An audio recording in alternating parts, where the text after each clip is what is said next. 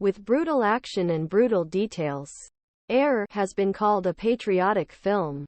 The film tells the struggle of a group female pilots to be allowed to fight alongside their male counterparts on Russian-German front in 1943-44.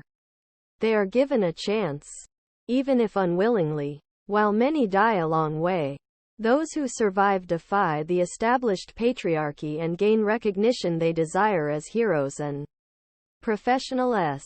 Variety reported that German Jr. was at Young Cinema Festival in Macau, the second festival where film was screened after its premiere in Tokyo late last year. He spoke with German Jr. does not apologize for his stance on the current war, but he says it is useless to exclude Russian films and talent from overseas festivals when culture and dialogue should be the way forward. Is it true that the screening in Macau is Air's second overseas screening? It premiered in Tokyo in October and I think the screening was a success. It's a difficult film, but it was well received. Why do you say it's a difficult movie?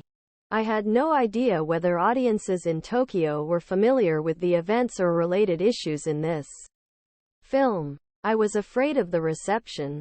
Before delving into the weather topic, please explain your position on the war in Ukraine.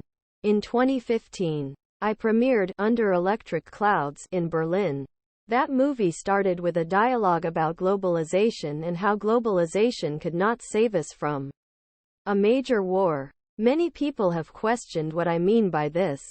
I said then that the absolute misunderstanding on both sides was caused by the impossibility of any dialogue and compromise. And this will lead to war. The current tragedy is the result of 10 years of no attempt at dialogue between the West and Russia. Unfortunately, this war was predicted. Since the beginning of the war in Ukraine, Russian films and filmmakers have been unable to participate in many film festivals. Russians were also excluded from international sports. There is also a ban on musicians and filmmakers. Absolutely stupid because culture should support dialogue. Russian director Aleksey German Jr. at Cannes FF in 2021. Some of the events that took place were truly surprising. My previous film, House Arrest, which in Cannes in 2021 at uncertain regard, was shot without state support but received French money from MK2.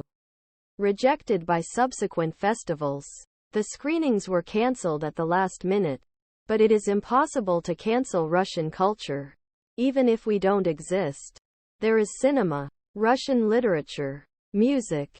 Historically, not many films by famous Polish director Andrei Tarkovsky have ever been shown at international festivals. And the most important films made by my father were never shown at festivals. Is this a reflection of their quality? We will have to restart the East-West dialogue sooner or later anyway. Culture is the first tool for this. Do you understand why Air is excluded from most overseas festivals due to Russian state funding? I started making